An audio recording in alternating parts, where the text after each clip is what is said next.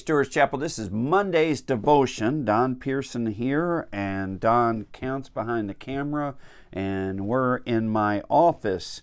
I'm going to look at a verse that I've used before. Probably I've used it several times. It keeps coming up. 1 Peter 5, 8, and 9. Be sober, be vigilant. In other words, be alert, be ready, because your adversary, that is the devil, walks about like a roaring lion, seeking whom he may devour. Resist him, stay steadfast in the faith, knowing that the same sufferings are experienced by your brotherhood in the world. I like the last part, knowing that the same sufferings are experienced by your brotherhood or the family of God in the world.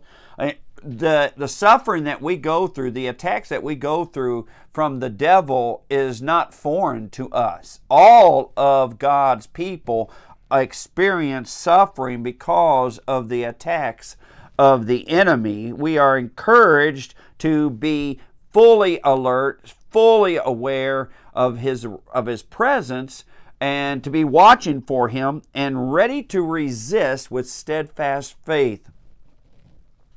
I really don't know how many times I've been bit by a dog.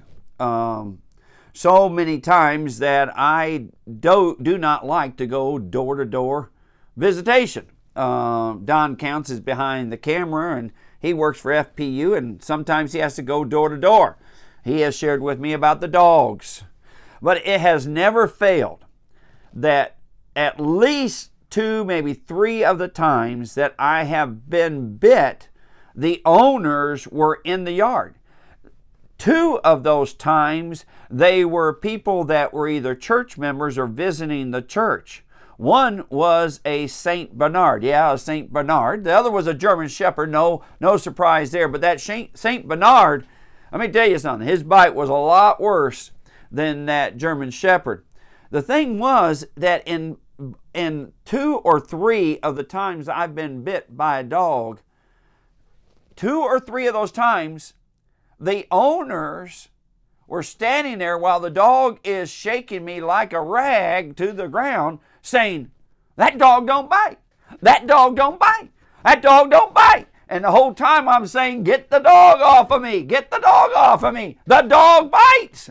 You know, a lot of times we underestimate the power of Satan. We don't think that Satan has much of a bite. In fact, I've even heard preachers say, we're Christians, Satan can't bite us or harm us. Well, if that's the case, then why in the world would God waste his time telling us that our brothers and sisters in Christ are suffering because of the bite and the attack of the lion of the enemy? He is real. Lately, I feel like I've got a tag on me or a sign that says, "Satan, come right along," because I've been under attack the last few weeks, and I'm very much aware. And I want to tell you something.